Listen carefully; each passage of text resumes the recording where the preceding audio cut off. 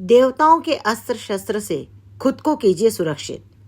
भगवान शिव को याद करते ही हमारे मन में एक वैरागी की छवि उत्पन्न हो जाती है। शिव के हाथों में त्रिशूल, डमरू, गले में सर्प की माला, माथे पर गंगा की जटा और थोड़ा ध्यान लगाने के बाद शिव के साथ में उनका वाहन नंदी भी नजर आने लगता है। भगवान शिव का तीसरा नेत्र संपूर्ण सृष्टि में प्रलय उत्पन्न कर सकता है। फिर भी शिव शंभू को अपने हाथों में त्रिशूल धारण करना पड़ा। आखिर भगवान शिव को किसी अस्त्र या शस्त्र की क्या आवश्यकता है? आइए देखते हैं।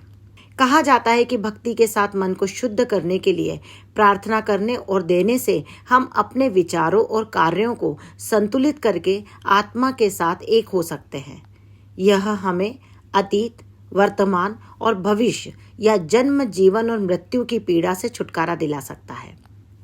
सनातन धर्म प्रकृति के सिद्धांतों का पालन करता है और प्रकृति के तीनों गुण सत, रज और तम संसार के सभी जीवों में होते हैं।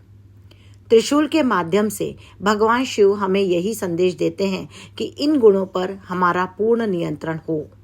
यह त्रिशूल तभी उठाया जाए जब कोई मुश्किल आए। हमारे ग्रंथ बताते हैं कि किसी भी जीव को 3 तरह के दुख होते हैं। इसके लिए संस्कृत शब्द है त्रिताप यातना।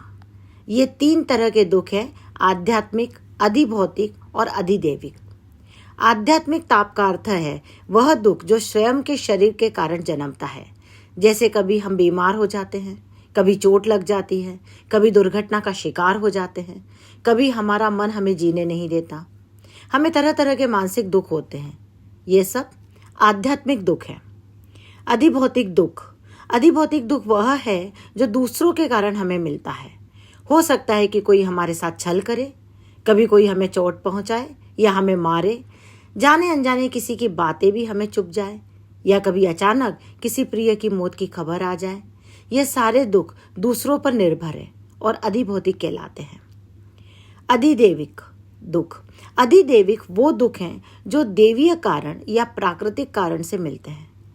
जैसे कहीं सूखा पड़ सकता है या अचानक तूफान आ सकता है, कभी किसी जगह बाढ़ आ जाती है तो कहीं भूकंप।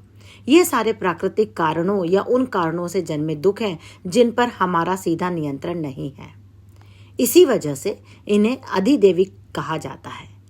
त्रिशूल वह देवीय हथियार है जो इन तीनों दुखों को हटाता है। शिवजी और देवी माँ अक्सर त्रिशूल लिए रहते हैं।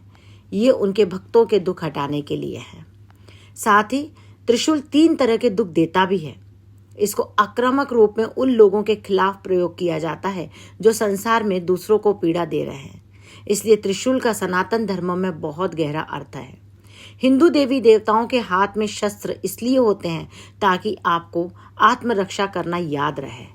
आप जीवित हैं तो धर्म जीवित रहेगा।